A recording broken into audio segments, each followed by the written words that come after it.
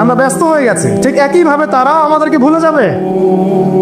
এই জন্যে আমি বারবার আপনাদেরকে মনে করে একটা কথা, আমার জীবন থেকে উপলব্ধি করি একটা কথা, যে একমাত্র আল্লাহ ছাড়া এই পৃথিবীতে এবং পরকালে আমাদের আপন বলে কেউ নাই। বাকি সবাই সবার স্বার্থের জন্য আছে। মানুষ মানুষের অবস্থানকেই মূল্যায়ন করে, মানুষ মানুষের অবস্থানকেই মূল্যায়ন করে। আল্লাহ রাব্বুল আলামিন আপনার ভিতরটাকে ভালোবাসেন। দেখেন, আপনি যখন নামাজ পড়েন নাই, আল্লাহ পাক কিন্তু আপনাকে ধ্বংস করে দেন নাই। আল্লাহ পরম করুণাময় আপনাকে হেদায়েত দিয়ে নামাজি বানিয়ে দিয়েছেন। জীবন অনেক পাপ করেছেন, ইনস্ট্যান্ট আল্লাহ পাক শাস্তি দিতে পারতেন, আল্লাহ পাক দেন নাই। আল্লাহ আপনাকে ভালোবাসেন, আল্লাহ আমাকে ভালোবাসেন। আল্লাহ পাকের এই ভালোবাসার ঋণটা শোধ করার জন্য হলেও নামাজি হয়ে যান, আল্লাহর পথে ফিরে আসেন, দিনের জন্য কিছু করেন, দিনের ফিকির করেন, পড়াশোনা করেন। প্রিয় ভাইয়েরা, আল্লাহ পাক তৌফিক দান করুন। দেখুন, এই রিবা থেকে দূরে থাকার জন্য একটা হাদিস যথেষ্ট, যে 4 শ্রেণীর মানুষকে আল্লাহ রাসূল সাল্লাল্লাহু আলাইহি ওয়াসাল্লাম লাআনত করেছেন, অভিশাপ দিয়েছেন। ইনশাআল্লাহ আজকের লেকচার যাদের কানে যাবে, আমরা যদি না খেয়েও মরে যাই, আল্লাহ পাক না খেয়ে মারবেন না ইনশাআল্লাহ। রিজিক আছে, খাবো ইনশাআল্লাহ। কিন্তু হয়তো বা অভাব হবে, টাকা পয়সা একটু কম হতে পারে, অন্যের 10 তলা ফ্ল্যাট হবে, আমার হবে না, ঠিক আছে, অন্যের এত বিঘা বিঘা জমি আমার হয়তো হবে না। কিন্তু ইনশাআল্লাহ তাআলা এই যে দুনিয়ার মুসাফিরের জীবনটা, এটা মুসাফিরের জীবন না? মুসাফিরের জীবনটা কেটেই যাবে ইনশাআল্লাহ। কাটবে না? যে কোনো ভাবে কেটে তো যাবেই ইনশাআল্লাহ। এই যে পরকালের জীবনটা একটা চেতনার শক্তি, জানেন? দুনিয়াতে যত বাধা বিপত্তি আসুক, গাল মন্দ খান, গীবত তহমত খান, কষ্ট হোক, নির্যাতন হোক, একটা বিষয় মনের মধ্যে শান্তি দেয়। কি শান্তি? যে এই দুনিয়ার জীবনটা তো আর চিরস্থায়ী নয়, এটা তো সারা জীবন থাকবে না। ইনশাআল্লাহ এই অবস্থা আস্তে আস্তে পরিবর্তন হয়ে যাবে। ফাইন্না মাআল উসরি ইউসরা, পরকালে ইনশাআল্লাহ পাবো। দুনিয়াতে না পেলে কি হয়েছে, পরকালে পাবো ইনশাআল্লাহ। যুবক ভাই, এসব জেনা ছেড়ে দেন, আল্লাহ রাব্বুল আলামিন আপনার জন্য হুর রেখেছেন জান্নাত, ইনশাআল্লাহ পাবেন ইনশাআল্লাহ। এটা ছেড়ে দেন, সুদ ছেড়ে দেন, আল্লাহ পাক আপনার জন্য হাউজে কাউসার রাখছে ইনশাআল্লাহ, ঠিক আছে? অন্যায় পাপ ছেড়ে দেন, আল্লাহ রাব্বুল আলামিন আপনার জন্য জান্নাত রেডি করে রাখছে ইনশাআল্লাহ। এই দুনিয়ার জীবনটা ধোঁকা, একটা ছোট্ট জীবন, পুরা ধোঁকা, কিচ্ছু নাই এর মধ্যে। আমার কথা শোনেন, এই দুনিয়ার জীবনে কিছুই নাই। চারপাশে অনেক কিছু মনে হবে, আপনার বাড়ি আছে, গাড়ি আছে, স্ট্যাটাস আছে, টাকা পয়সা, প্রতিপত্তি সব আছে। আদতে আপনি একা, আদতে আপনাকে একাই কবরে যাওয়া লাগবে, একাই আল্লাহর সাথে হিসেব নিকাশ দিতে হবে। কেউ নাই সাথে, আমারও সাথে কেউ নাই। কিন্তু আপনি মনে করছেন যে সেলিব্রিটিজম বড়, আমি পলিটিক্যাল নেতা হয়েছি, আমাকে সবাই চেনে, আমি ইকোনমিক সেক্টরে লিড দেই, রাষ্ট্রকে লিড দেই, আমি ধর্মতাত্ত্বিক ক্ষেত্রে লিড দেই, আমাকে দেখলে মানুষ বাহবা দেয়, ইত্যাদি ইত্যাদি। দিন শেষে আমি একা, আপনিও একাই। আমাকেও একাই যেতে হবে, আপনাকেও একাই যেতে হবে। এগুলো সব চারপাশের খালি অন্ধ মোহ, আর কিচ্ছু না। তো এই মোহের মধ্যে ঢুকে পড়বেন না, আল্লাহ পাক তৌফিক এনায়েত করুন। নবী সাল্লাল্লাহু আলাইহি ওয়াসাল্লাম বারবার বলতেন, আল্লাহুম্মা ইন্নী আউযু বিকা মিন ফিতনাতিদ দুনিয়া, বলতেন না? হে আল্লাহ, আমি এই দুনিয়ার ফিতনা থেকে তোমার কাছে আশ্রয় প্রার্থনা করছি। ওয়া ইন্নী আউযু বিকা মিন ফিতনাতিন নিসা, আমি মহিলাদের ফিতনা থেকেও আশ্রয় প্রার্থনা করছি। আরো দোয়া করতেন, আল্লাহুম্মা ইন্নী আউযু বিকা মিন আযাবিল কবর, হে আল্লাহ, আমি কবরের আযাব থেকে আশ্রয় প্রার্থনা করছি। ওয়া আযাবি জাহান্নাম, জাহান্নামের আযাব থেকে আশ্রয় প্রার্থনা করছি। ওয়া মিন ফিতনাতিল মাহইয়া ওয়াল মামাত, জীবন মৃত্যুর ফিতনা থেকে আশ্রয় প্রার্থনা করছি। ওয়া মিন শাররি ফিতনাতিল মাসিহিদ দাজ্জাল, এবং দাজ্জালের ফিতনা থেকে আশ্রয় প্রার্থনা করছি। দাজ্জালে পরে আসবো ইনশাআল্লাহ। দাজ্জাল নিয়ে আলোচনা করলে আবার কিছু মানুষ খারেজি ট্যাগ লাগাই দিতে পারে, ওই জন্য এদিকে আমি এখন যাচ্ছি না। হ্যাঁ, সামনে আসে তো রিবা, রিবার বিষয়টা বলছিলাম। আইয়ামে জাহিলিয়াতে যে সেই রিবা এখনকার বিশ্বে আছে কি নাই বলেন? ওই সময় না হয় মক্কায় ছিল, এখন কি সারা বিশ্বব্যাপী নাই? বিশ্বের কোনো কান্ট্রি রিবা মুক্ত না, বিশ্বের কোনো দেশ রিবা থেকে মুক্ত থাকতে পারবে না, এই বিশ্ব পরিচালনা যারা করছে ওদের আন্ডারে থাকলে। কখন হবে বিশ্ব রিবা মুক্ত? একদিন বিশ্ব রিবা মুক্ত হবে ইনশাআল্লাহ। একদিন না একদিন এই বিশ্বটা সুদ মুক্ত হবে ইনশাআল্লাহু তাআলা। তখন জালেম পার পাবে না, মাজলুমের রক্ত শ্রম বৃথা যাবে না ইনশাআল্লাহ। কবে, কত বছর পর আমি জানি না, কিন্তু এতটুকু জানি যে মালহামার পরে যখন আল মাহদি আসবেন, এবং তারপর যখন মাসিহুদ দাজ্জাল বের হবে, এবং ঈসা ইবনে মারইয়ামকে আল্লাহ পাক নামিয়ে দিবেন, তার হাতে যখন দাজ্জাল নিহত হবে, এবং জেরুজালেম থেকে যখন পুরো বিশ্ব শাসন করা হবে মুসলিমদের হাতে, তখন রিবা বলে কিচ্ছু থাকবে না পৃথিবীর ইনশাআল্লাহ। তার আগ পর্যন্ত এই অবস্থা সলভ হবে কিনা আমরা জানি না, হতেও পারে নাও হতে পারে, তবে ওই সময় যে হবে নিশ্চিত ইনশাআল্লাহ। আসুন, আইয়ামে জাহিলিয়াতের আরেকটা বড় পাপ ছিল যে এক ভাই বলেছেন, সেটা হচ্ছে নারীর অবমাননা। কে বলেছে এই কথাটা? সামনে একজন। হ্যাঁ, আইয়ামে জাহিলিয়াতের অন্যতম একটা সেরা পাপ ছিল কি? নারীর অবমাননা। এটা নিয়ে কি বলতে হবে? এখন ধর্মের মধ্যেও আমরা নারীদেরকে অবমাননা করছি। বহু নামাজি ব্যক্তি আছে আমাদের মধ্যে, দেখবেন বোনের সম্পত্তি দেয় নাই, মেয়েকে শিক্ষিত করতে চাচ্ছেন না। কেন চাচ্ছেন না? ওর কি অধিকার নাই শিক্ষার? আপনি কি জানেন যে আয়েশা রাদিয়াল্লাহু আনহার কাছে বহু সাহাবী হাদিসের তালিম নিয়েছেন, বহু হাদিস শিখিয়েছেন কে? মা আয়েশা রাদিয়াল্লাহু আনহা। তো তিনি যদি শিক্ষিত না হতেন শেখাতে পারতেন? তো মেয়েদের শিক্ষার দরকার আছে না? হ্যাঁ, কি বিষয় দরকার? তাদের উপযুক্ত পরিবেশ নিশ্চিত করতে হবে, নিরাপত্তা, পর্দা এগুলো নিশ্চিত করতে হবে। তারপরে মেয়েদেরকে আপনি অবশ্যই শিক্ষিত করবেন। ঘরের কোণায় বসে রাখতে কে বলেছে? আপনি নিরাপদ পরিবেশ দেন, পর্দা দেন, তারা মাদ্রাসা যাবে, পড়াশোনা করবে। ঠিক আছে? আল্লাহ পাক আমাদের মা বোনদেরকে শিক্ষিত করার তৌফিক দান করুন, আমিন। ভালো ভালো কোয়ালিটি সম্পন্ন মহিলা মাদ্রাসা গড়ে তোলেন। আর মেয়েরা যদি শিক্ষিত না হয় তাহলে আমাদের বাড়ির বউরা শিক্ষিত হবে না, আর বউ শিক্ষিত না হলে আপনি একা শিক্ষিত হয়ে লাভ দেয়। তখন ওই যে বললাম টর্চার সেল, ওই টর্চার সেলে ঢুকতে হবে আর কি।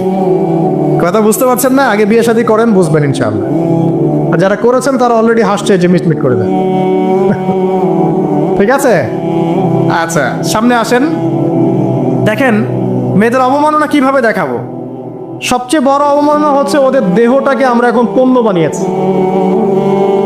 এই যে পর্নোগ্রাফি দেখেন, এই মেয়েগুলোর ইজ্জতের কোনো দাম নাই। মানে তাদের দেহটাকে একটা ব্যবসার সামগ্রী বানানো হয়েছে। এবং আমি একটা লেকচার দিয়েছিলাম ঢাকায়, নীল দর্পণ, দেখবেন অনলাইনে আছে। ওখানে আমি স্ট্যাটিস্টিক দেখিয়েছি যে সারা বিশ্বে এই যে আমেরিকায় শুধুমাত্র $12 বিলিয়ন ব্যবসা করে পর্ন দিয়ে। এটাকে ব্যবসা, একটা ইন্ডাস্ট্রি। যেমন ফিল্ম ইন্ডাস্ট্রি আছে, তারপরে গানের ইন্ডাস্ট্রি আছে না, এরকম একটা ইন্ডাস্ট্রি হচ্ছে এই পর্ন ইন্ডাস্ট্রি। এখানে সবাই অ্যাক্ট্রেস, এরা হচ্ছে অভিনেতা অভিনেত্রী। এখানে যা দেখানো হয় এগুলো কিন্তু রিয়েল না, বাস্তব না, সব ফেক। বুঝতে পারছেন না কথা? এগুলো অভিনয়, এগুলো ফেক। এবং এটা একটা ইন্ডাস্ট্রি, এর মধ্য দিয়ে মেয়েদের দেহটাকে পণ্য বানিয়ে সারা বিশ্বে ব্যবসা করছে। এবং এর একটা অন্যতম উদ্দেশ্য হচ্ছে মুসলিম যুবকদের ঈমান যেন নষ্ট করা যায়। কারণ মুসলিম যুবকদের ঈমান চলে গেলে তারা নিশ্চিন্ত, ওদের পথে আর কেউ বাধা নাই। কারণ ওদের এই জুলুমের পথে বাধা যদি কেউ দিতে পারে তাহলে কারা দিবে? মুসলিমরা। আর মুসলিমদের মধ্যে সবচেয়ে শৌর্য বীর্য কাদের মধ্যে থাকে? যুবকদের মধ্যে। তো যুবকদের ঈমান যদি চলে যায় তাহলে এদের আর কোনো সমস্যা নেই। তো এই বিষয়টা খেয়াল করবেন যে এটা একটা ইন্ডাস্ট্রি। সো এখানে আমরা মেয়েদের দেহটাকে আমরা কি বানিয়েছি? পণ্য বানিয়ে দিয়েছে। আর এখন তো চলছে কাপড় খোলা সংস্কৃতি। প্রত্যেকটা সেক্টরে আপনি গিয়ে দেখবেন মেয়েদের ইজ্জত, সম্মান, আব্রুটাকে উন্মুক্ত করে এটাকে দিয়ে আমরা বিজনেস করছি আর কি। এটাকে বিজনেস। এখানে সমাধান কি? সমাধান আয়েশা রাদিয়াল্লাহু আনহা। সমাধান কে? সমাধান ফাতিমা রাদিয়াল্লাহু আনহা। সমাধান কে? সমাধান খাদিজা রাদিয়াল্লাহু আনহা। আমাদের মা, আমাদের বোন, আমাদের স্ত্রীদেরকে তাদের মতো করে মানুষ করতে হবে, গড়ে তুলতে হবে ইনশাআল্লাহ। দেখবেন নারীর সত্যিকারের সম্মান নিশ্চিত হবে ইনশাআল্লাহ। ইসলাম কি কখনো বলেছে যে মেয়েরা কাজ করতে পারবে না, পড়াশোনা করতে পারবে না ইত্যাদি? এই নাস্তিকরা তো ঠুনকো যুক্তি দিয়ে আক্রমণ করে। কে বলেছে? সমস্যা এমন ইসলামিক স্টেট আছে যেখানে একটা স্টুডিও, মনে করে স্টুডিও, ছবি তোলা হয়, কথার কথা, সেখানে সব কর্মী মহিলা, কোনো পুরুষ নাই। একটা মাদ্রাসা, সমস্ত কর্মী মহিলা, কোনো পুরুষ নাই। একটা স্কুল, সবাই মহিলা, কোনো পুরুষ নাই। ওখানে মেয়েরাই পড়ে, মেয়েরাই শেখায়। জায়েজ না জায়েজ বলেন? একটা নিরাপদ পরিবেশে যদি মেয়েরাই মেয়েদের দায়িত্ব নিয়ে পড়াশোনা করায়, ব্যবসা করে, অন্য কিছু করে, জায়েজ না জায়েজ? তাহলে পরিবেশ নিশ্চিত করাটা হতে চ্যালেঞ্জ। ইসলাম বলছে না যে আপনি তাকে একদম অজ্ঞ করে রেখে ঘরের কোণে ফেলায় রেখে দেন, তাকে আপনি পড়াশোনাও শেখাবেন না, সম্পত্তির অধিকারও দিবেন না, কিছুই না। এগুলো ইসলাম কখনো বলেনি। বলেছে? আরে বোকা মানুষ, রাসূলুল্লাহ সাল্লাল্লাহু আলাইহি ওয়াসাল্লামের সময় তো মহিলা সাহাবীরা উহুদের যুদ্ধ করেছে। কি শুনলেন? রাসূল সাল্লাল্লাহু আলাইহি ওয়াসাল্লামের সময় মহিলা সাহাবী উহুদের যুদ্ধও করেছে। উহুদের যুদ্ধের নাম শুনেছেন? ওখানে মহিলা সাহাবীও ছিল, তীরন্দাজ। তাহলে মহিলারা কি করে নাই নবীর যুগে? আর খাদিজা রাদিয়াল্লাহু আনহা যত বড় ব্যবসায়ী ছিলেন, এখন এত বড় ব্যবসায়ী পাবেন? কোনো মেয়ে আছে এত বড় ব্যবসায়ী? উসমান রাদিয়াল্লাহু আনহু যত বড় বিজনেসম্যান ছিলেন, এখন এত বড় বিজনেসম্যান আছে? তো কি ছিল না সেই স্বর্ণযুগে? ওই স্বর্ণযুগের সুন্নতি আমাদেরকে আমল করতে হবে। আল্লাহ পাক তৌফিক এনায়েত করুন, আমিন। প্রিয় মা ও বোনেরা, পর্দা ছাড়বেন না। আপনাদের জন্য 4টা কাজ: স্বামীর আনুগত্য করা, লজ্জাস্থানের হেফাজত করা, আপনার 5 ওয়াক্ত সালাত ঠিকঠাক মতো আদায় করা এবং রমজান মাসে সাওম রাখা। নবীজি বলেছেন সাল্লাল্লাহু আলাইহি ওয়াসাল্লাম, জান্নাতের যে কোনো দরজা দিয়ে ইচ্ছা আপনি প্রবেশ করতে পারবেন। আপনার জন্য সহজ। আর স্বামীর আনুগত্য বলতে আমি বুঝাইনি স্বামীর দাসত্ব করতে হবে, এটা বলিনি। এখনকার কিছু ফ্যামিলিস্ট মেয়ে আছে, ওরা আনুগত্য শব্দ মনে হয় যে দাসত্ব মনে হয়। আনুগত্য আর দাসত্ব এক জিনিস না। আনুগত্য কি? স্বামী কোরআন সুন্নাহর অনুকূলে কোনো কথা বলেছে, আপনি মানবেন। স্বামী বলছে পর্দা করো, তোমাকে ভালোবেসে বলছি তুমি পর্দা করো, তুমি আমার অনেক প্রিয় একজন মানুষ, তুমি বেপর্দায় বাইরে যাবা আর লোকজন দেখবে, কেমন হয়? ঠিক আছে, তোমাকে তো আমি বিয়ে করেছি, তুমি আমার, মানুষ তোমাকে দেখবে কেন? ঠিক আছে, তো এখন স্বামী ভালো কথা বলেছে, আপনি শুনলেন, এটা আনুগত্য। আর ওই স্বামী যদি বলে আসো তো আমার কলিগরা এসেছে, ওকে খাবার সার্ভ করতে হবে, আসো খাবারটা পরিবেশন করো, এখন আপনি বেপর্দা হয়ে আপনার স্বামীর কলিগের সামনে খাবার পরিবেশন করতে শুরু করলেন, এটা কি আনুগত্য করতে হবে না? তখন আপনি আনুগত্য করবেন না। সিম্পল, কোরআন সুন্নাহর অনুগত কাজে আপনি স্বামীর আনুগত্য করবেন, বিপরীতে গেলে আপনি করবেন না। স্বামীর আনুগত্য মানে স্বামীর দাসত্ব নয়। আর এই হাদিসটা আপনি কেন ভুলে যান যে আল্লাহ রাসূল সাল্লাল্লাহু আলাইহি ওয়াসাল্লাম বলেছেন, আল্লাহ ছাড়া যদি কাউকে সেজদা করা যেত, সম্মান বুঝাচ্ছেন, আল্লাহ ছাড়া যদি কাউকে সেজদা করা জায়েজ হতো, আমি মেয়েদেরকে বলতাম যেন স্বামীকে সেজদা করে। কেন? কারণ আপনাকে রেসপন্সিবিলিটি, আপনার খাবার, আপনার ফুড, আপনার শেল্টার, আপনার মানে পুরো দায় দায়িত্ব নিজের হাড় ভাঙা পরিশ্রম দিয়ে, জীবনের ঝুঁকি নিয়ে স্বামী আপনার জন্য করে। সে আপনার সম্মান পাওয়ার যোগ্য তো? সে কি আপনার সম্মান পাওয়ার যোগ্য নয়? আপনি যদি সম্মানের হক আদায় না করতে পারেন তাহলে আপনি অকৃতজ্ঞ। আর অকৃতজ্ঞ মেয়ে কখনো জান্নাতে যাবে? একটা হাদিসে আছে, বেশিরভাগ মেয়ে জাহান্নামে যাওয়ার অন্যতম কারণ হচ্ছে তারা স্বামীর সাথে কুফুরি করে। কি করে? মানে সারা জীবন স্বামী ভালোবেসে যায়, ভরণ পোষণ দিয়ে যায়, সব চাহিদা পূরণ করে যায়, একদিন দেখবেন কথা কাটাকাটি হয়েছে, ওই দিন বলে বসবে যে তোমার কাছে আমি কিচ্ছু পাই না সারা জীবন। এই যে কুফুরি, এই কারণে তারা জাহান্নামে যেতে পারে বেশি। আল্লাহ হেফাজত করুন। আরেকটা কারণ হচ্ছে যে বেপর্দা। আপনাকে 4টা মূলনীতি ফলো করতে হবে। 1, এমন কোনো পোশাক পরবেন না যে পোশাকটা আটো সাটো, যেটা পরলে আপনার গায়ের কাঠামো বোঝা যায়। এটা বোরখা হলেও পরা যাবে না। আমি কি বুঝাতে পারছি? ডিজিটাল বোরখা দেখেন নাই? দেখছেন? মাশাআল্লাহ। আর কারা কারা দেখছেন? এদিকে চোখ বেশি যায় না? আচ্ছা, এমনি দেখা যায়, চোখ দিতে হয় না, এমনি দেখা যায়। ডিজিটাল বোরখা চলবে না, ডিজিটাল বোরখা চলবে না। আমার মত, এটা আমি মত দিচ্ছি, আমি আল্লাহর রাস্তায় সময় দিয়েছি অনেক দিন, এবং এখানে যে পর্দাটা শেখানো হয় এরকম পর্দা আমি অন্য কোথাও দেখিনি। এত চমৎকার পর্দা শেখানো হয়। কারা কারা সময় লাগিয়েছেন? 3 দিন 7 দিন সময় দিয়েছেন কারা কারা? বেশিরভাগই দেন নাই, সমস্যা নাই, দিতে হবে। আমি বাধ্যতামূলক বলিনি আপনাকে, বলেছি এখানে পর্দা শেখানো হয়, চমৎকার পর্দা শেখানো হয়, যে এখানে চোখটা পর্যন্ত তাদের ঢেকে রাখার তালিম দেওয়া হয়। যাই হোক, যেখানেই শেখেন, অ্যাটলিস্ট পর্দাটা শিখলেই হলো। এমন পোশাক হবে না যেই পোশাকটা আটো সাটো, যেটা পরে আপনার গায়ে কাঠামো বোঝা যায়। 2 নম্বরে, এমন পোশাক পরা যাবে না যে পোশাকটা পরলে বাহির থেকে ভিতরের অঙ্গ দেখা যায়। দেখেছেন? দেখেন নাই? দেখছেন হুজুর? আচ্ছা, আপনারা তো সব দেখেন দেখি। তারপরে 3 নাম্বার, এমন পোশাক পরা যাবে না যেটা অমুসলিমদের সাথে সাদৃশ্য আছে। কথা বুঝতে পারছেন? অমুসলিমদের ধর্মীয় বিষয়ের সাথে সাদৃশ্য আছে এমন পোশাক মুসলিম মেয়েদের পরা যাবে না। এর মানে এই নয় যে অন্য ধর্মকে আপনি আক্রমণ করবেন, এটাও নয়। যে যার ধর্ম তাদের স্বাধীনতা মতো পালন করবে। মুসলিমরা বাধা দিবে না। মুসলিমরা দাওয়াত দিতে পারে। কি করতে পারে? দাওয়াত দিতে পারে যে ভাই, এই যে লা ইলাহা ইল্লাল্লাহর কনসেপ্ট আপনাকে বুঝাচ্ছি, আল্লাহ ছাড়া কোনো মাবুদ নাই, মুহাম্মদ সাল্লাল্লাহু আলাইহি ওয়াসাল্লাম সর্বশেষ রাসূল, এই কোরআন পড়ুন, হাদিস পড়ুন, দেখুন এটাই হচ্ছে মানবতার মুক্তির সনদ। এরপর যদি সে ইসলাম কবুল করে আলহামদুলিল্লাহ, যদি না করে এর হিসাব কে দিবে? সে নিজে দিবে। এর হিসাবকে আমাকে দেওয়া লাগবে না। তো অমুসলিমদের সাথে সাদৃশ্য হচ্ছে এমন পোশাক চলবে না। আর 4 হচ্ছে, পুরুষরা মেয়েদের পোশাক পরতে পারবে না, মেয়েরা পুরুষদের পোশাক পরতে পারবে না। জি, আপনাদেরকেই বলছি, আপনারা জিন্স পরতে পারবেন না, মেয়েদেরকে বলছি, এবং টি শার্ট পরতে পারবেন না। আপনারা ওই যে যা ইচ্ছা তাই ড্রেস পরে বলবেন যে 1000 বছরের সভ্যতা সংস্কৃতি, এসব বাজে কথা চলবে না এখানে। এটা 1000 বছরে কোনোদিন আমাদের দাদা নানিরা এগুলা কখনো পরে নাই। পরছে? আপনার দাদি কখনো এরকম পরছিল শাড়ি? তো এই যে বললো 1000 বছর থেকে পরে আসতেছে নাকি। সুবহানাল্লাহ। তো এখানে বিষয়টা হচ্ছে পুরুষ মেয়ের পোশাক পরতে পারবে না, মেয়ে পুরুষের পোশাক পড়তে পারবে না। আমি খুব সংক্ষিপ্ত করে আপনাকে কোরআন সুন্নাহ থেকে 4টা মূলনীতি বলে দিলাম। এই 4টা মূলনীতি কোরআনেও আছে, হাদিসেও আছে।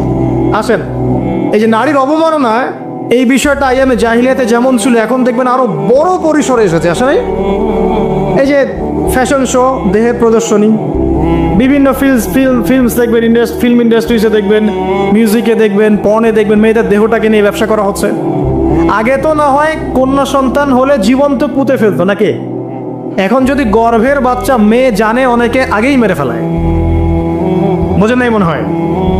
অনেকে যদি জানে যে গর্ভে মেয়ে সন্তান আছে, আগেই মেরে ফেলায়।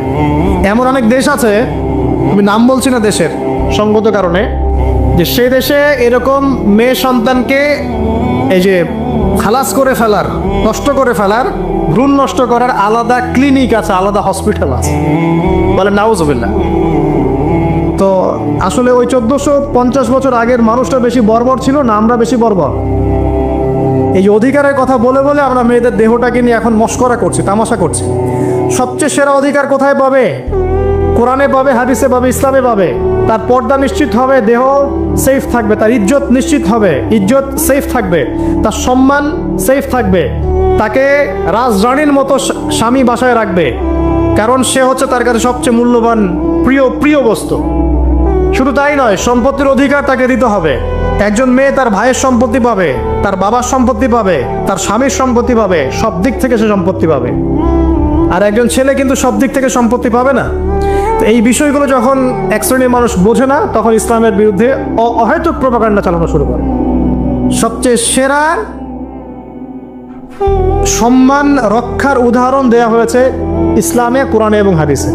এই কথাটা আপনাদের মা বোনদেরকে বোঝাবেন, তবে নম্রতার সাথে বোঝাবেন, কারণ উচ্চবাচ্য করলে তারা কথা শুনবে না। আল্লাহ রাসূল সাল্লাল্লাহু আলাইহি ওয়াসাল্লাম বলেছেন, কিছুটা বাঁকা হাত দিয়ে তাদেরকে তৈরি করা হয়েছে। যদি আপনি শক্ত করে চাপ দিতে যান তাহলে ভেঙে যাবে, আর যদি আপনি ওই অবস্থায় ছেড়ে দেন তাহলে বাঁকাই থেকে যাবে। এখানে আপনাকে হিকমা অবলম্বন করতে হবে। আল্লাহ পাক তৌফিক দান করুন। একটা বিষয় বলছিলাম, ওই যে শিরকের পাপ এখন গ্লোবালাইজেশন হয়েছে না, ওই সুদের পাপ এখন গ্লোবালাইজেশন হয়েছে না। গ্লোবালাইজেশন বোঝেন? মানে বিশ্বায়ন, পুরো বিশ্বে ছড়িয়ে পড়েছে না। আরেকটা হচ্ছে এই যে মেয়েদের অবমাননা, এটা সারা বিশ্বে ছড়িয়ে পড়ে নাই। আচ্ছা, আর দুটা বলবো, এরপর বলে আমি শেষের দিকে যাচ্ছি। আসেন, একটা হচ্ছে মাদক। আইয়ামে জাহিলিয়াতের অন্যতম সেরা পাপ ছিল কি? মাদক। ওই যে বলছেন জাহিলি যুগ, কেন বলছেন জাহিলি যুগ? বিকজ ওইখানে মাদক খেত মানুষ বেশি। এখন বলেন, ওখানে না হয় মক্কায় মাদক খেত মানুষ, এখন সারা বিশ্বে মাদক ছড়িয়ে পড়ে নাই? বেশি না কম? এখন এই যে নতুন নতুন মাদক আসছে, ইয়াবা, আরো নাকি কি কি আসছে নতুন নতুন, আমরা নামও জানি না। এই যে গাজার নাম জানি, ফেন্সিডিলের নাম জানি, আর কি কি আছে? হিরোইন বলেন আর দু একটা, আফিম, আর কি আছে? হ্যাঁ, রেন্ডি, সুবহানাল্লাহ, এই নামও কখনো শুনি নাই আমি। আচ্ছা শোনেন, বিষয়টা হচ্ছে, দেখুন এই বিষয়টা কি হালাল না হারাম? আচ্ছা, এটাকে যদি আমরা হালাল করে নেই তাহলে কি হবে? কুফরি হবে না শিরক হবে? শিরক কুফর দুটোই হচ্ছে। কিন্তু এখন মক্কার কিছু মানুষ মাদক খেয়েছে বুঝলাম, আল্লাহ রাব্বুল আলামিন ধাপে ধাপে এখান থেকে বের করেছেন। প্রথমে বলেছেন মদ খেয়ে নামাজের ধার কাছে যেও না। হ্যাঁ, তারপরে বলেছেন এই যে মাদকে কিছুটা উপকার আছে কিন্তু বেশি ক্ষতি। তারপর বলেছেন খেয়ে নামাজের কাছে যেও না। তারপর ধাপে ধাপে শেষের দিকে এসে আল্লাহ পাক বলেছেন যে এটাকে ছেড়ে দাও। সূরা মাইদায় পড়ে দেখেন, এটা শয়তানের কাজ। তখন সাহাবায়ে কেরাম রাদিয়াল্লাহু আনহুম পুরোপুরি মাদক থেকে নিজেদেরকে মুক্ত করলেন। এরপরে কি কখনো তারা মাদক ছুঁয়েও দেখেছেন? বরং মাদক দ্রব্য সেবন করলে 40টা লাঠি বেত্রাঘাত করতে হয় ইসলামিক শাস্তি। কয়টা লাঠি? আর ওমর রাদিয়াল্লাহু আনহুর সময়ে 40 লাঠিকে বাড়িয়ে 80 লাঠি করা হয়েছিল। কত লাঠি?